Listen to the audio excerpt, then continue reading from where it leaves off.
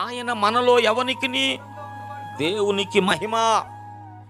ఆయన మనలో ఎవనికి దూరముగా ఉండువాడు కాడు. ఆయన దూరంగా ఉండే దేవుడు కాదు. నిన్ను సృష్టించిన వాడమ్మా, నీ లోపల జీవాన్ని పోసినవాడు, నీకోసం ప్రాణం పెట్టినవాడు నీకు దూరం అవుతాడా? కాబట్టి ఈ సత్యం మనకు అర్థం కావాలా. సృష్టికర్త అయిన దేవుడు, నన్ను కలిగించిన దేవుడు, నా కోసం మహిమను విడిచిన దేవుడు, నా కోసం ప్రాణం ఇచ్చిన దేవుడు, ఆయన దూరంగా లేడు. ఆయన నా సమీప ఉన్నాడు. ఆయన మనలో ఎవ్వనికి దూరముగా ఉండువాడు ఆయన మనలో ఎవనికి దూరముగా ఉండువాడు కాడు. ఆయన నీ సమీపానే ఉన్నాడు, నీ దగ్గర ఉన్నాడు. అంటే దాని అర్థం ఏంటంటే ఆయన్ను గుర్తించాలి.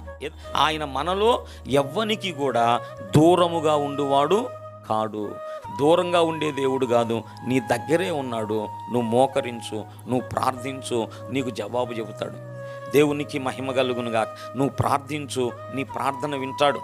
నువ్వు ప్రార్థించు, నీకు కార్యాన్ని జరిగిస్తాడు. నీ దగ్గరే ఉన్నాడు. నీ దగ్గర నువ్వు దగ్గరకు రావాలి. దేవునికే మహిమ కలుగునుగాక.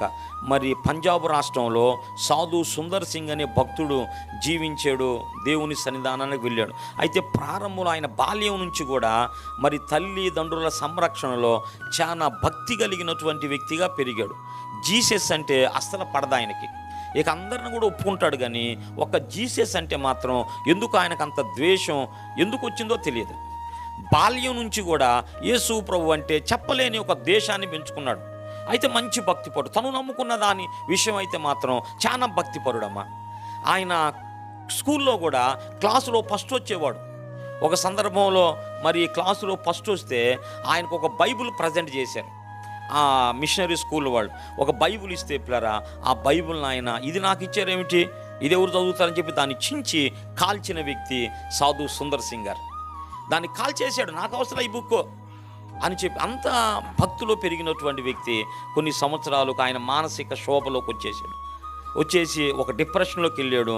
ఈ విధమైన పరిస్థితి నుంచి నన్ను ఎవరు విడిపిస్తారు అని చెప్పి ఒక గదిలో కూర్చొని తనకున్న ఇష్టదైవాలందరిని కూడా పిలుచుకున్నాడంట. ఎవరు కూడా వచ్చిన వాళ్ళు కాదు పిల్లరా, ఆయన ఆ పరిస్థితి నుంచి రక్షించిన వాళ్ళు కాదు. తను నమ్ముకున్న వాళ్ళందరినీ కూడా పిలుచుకున్నాడంట. ఇలా కాదని చెప్పి పిల్లరా, నేను చచ్చిపోతాను అనుకున్నాడు.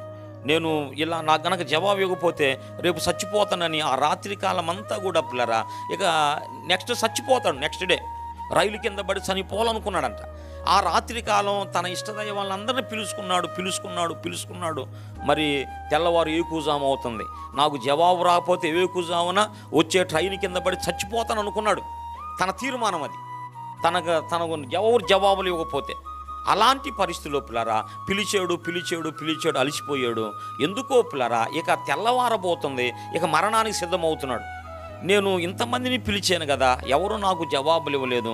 అయినా నేను ద్వేషించిన ఆయన ఉన్నాడు, జీసస్ యేసు ప్రభు. నేను బహుగా ద్వేషించాను, ఏదేమైనా ఒక్కసారి అర్థమైందా, నేను పిలిచి చూస్తాను అని చెప్పి, జీసస్ నేను బహుగా ద్వేషించాను, నువ్వే గనక నిజమైన దేవుడు అయితే, నువ్వే గనక రక్షకుడు అయితే నాకు జవాబు ఇవ్వు అని ప్రార్థన చేశాడు. వెంటనే పిల్లరా, ఆయన ఉన్న గదిలోకి వెలుగొచ్చిందంట. దేవునికి స్తోత్రం, చప్పట్లు కొట్టండి, దేవునికి మహిమ కలుగునుగా. వెలుగొచ్చేసింది. సాధు సుందర్ సింగ్, నువ్వు వెతుకుతున్నవాడను నేనే అన్నాడంట. నేను సత్యము, నేను జీవము, నేను మార్గము అన్నాడంట. అప్పుడు పిల్లరా ఆయన కళ్ళు తెరవబడి అప్పుడు యేసు ప్రభువుని నమ్ముకున్నాడు, దర్శించుకున్నాడు. ఇక ఆ సమయం మొదలుకొని ఇక దేవునికి సమర్పితుడై తన జీవిత కాలమంతా కూడా దేవుని పరిచర్య చేశాడు. తల్లిదండ్రులు ఎంతో ప్రతిమలాడారు ఆయన్ని. పిల్లరా మరి శత్రువులు చంపాలని కూడా పాయసంలో విషం పెట్టారు, వాళ్ళ నానబెట్టించాడు చంపాలి అంటే. అంత కోపం అన్నమాట, అంత కోపం. నువ్వు వెళితే, నువ్వు దాన్ని నమ్ముకుంటే నీకు చెందాల్సిన కోట్ల ఆస్తి నీకు ఒక్క చిల్లిగవ్వ కూడా రాదన్నారు. రాకపోతే పో, నాకు అవసరంలా అని చెప్పిలారా అన్నీ కూడా వదిలేసి దేవుని కొరకు బ్రతికాడు ఆయన. దేవునికే మహిమ కలుగునుగాక. ఈ మాట ఎందుకు కొరకు చెప్పానంటే, ఆయన సమీపమునున్న దేవుడు. నువ్వు అర్థం చేసుకుని నువ్వు గుర్తించలేకపోతున్నావు. ఒకసారి నువ్వు గనక ప్రార్థన చేయగలిగితే, అయ్యా నిన్ను నాకు ప్రత్యక్షపరుచుకయ్యా, నువ్వేన గనక నిజమైన వాడవైతే, నువ్వే నన్ను చేసిన వాడవైతే, నువ్వే నా కొరకు ప్రాణం పెట్టిన వాడవైతే ఒకసారి నిన్ను నీవు నాకు బయలుపరుచుకో ప్రభువా అని నువ్వు విశ్వాసంతో మోకరించి అడగగలిగితే తప్పకుండా దేవుడు నీకు జవాబిస్తాడు.